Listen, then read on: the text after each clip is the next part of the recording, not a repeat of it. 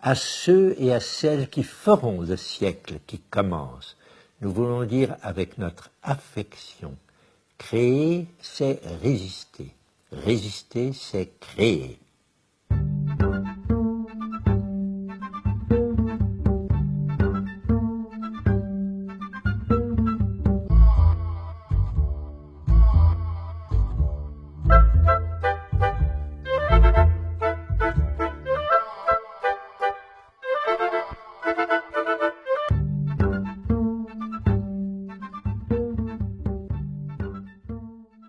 Au moment où nous voyons remis en cause le socle des conquêtes sociales de la libération, nous, vétérans du mouvement de résistance et des forces combattantes de la France libre, appelons les jeunes générations à faire vivre et retransmettre l'héritage de la résistance et ses idéaux toujours actuels de démocratie économique, sociale et culturelle.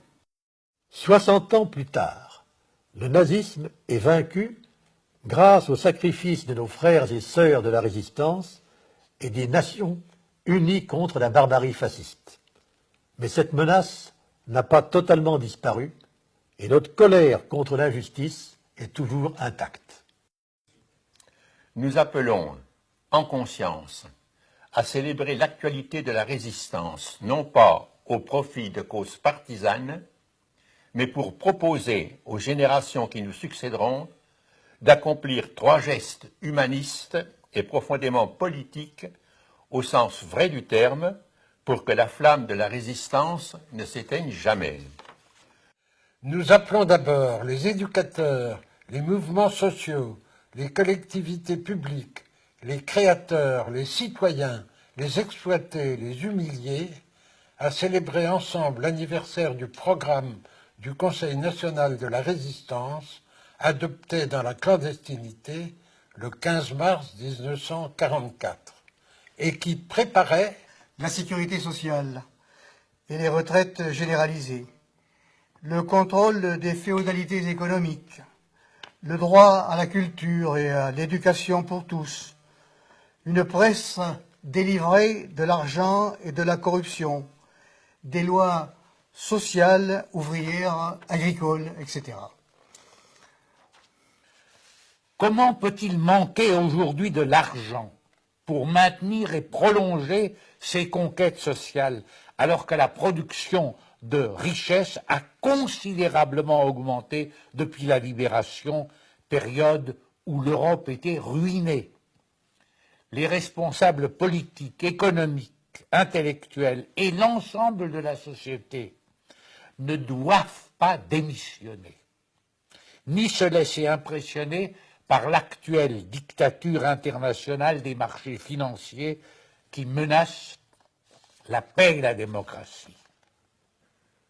Nous appelons ensuite les mouvements, partis, associations, institutions et syndicats héritiers de la résistance à dépasser les enjeux sectoriels et à se consacrer en priorité aux causes politiques des injustices et des conflits sociaux. Nous les appelons à définir ensemble un nouveau programme de résistance pour notre siècle, sachant que le fascisme se nourrit toujours du racisme, de l'intolérance, de la guerre, qui eux-mêmes se nourrissent des injustices sociales. Nous appelons enfin les enfants, les jeunes, les parents, les anciens, les grands-parents, les éducateurs, les autorités publiques à une véritable insurrection pacifique contre les moyens de communication de masse.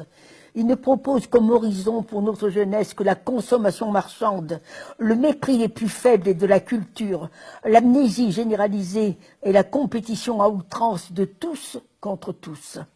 Nous n'acceptons pas que les principaux médias soient désormais contrôlés par des intérêts privés, contrairement au programme du Conseil national de la résistance et aux ordonnances sur la presse de 1944. Plus que jamais, à ceux et à celles qui feront le siècle qui commence, nous voulons dire avec notre affection, résister c'est créer, créer c'est résister.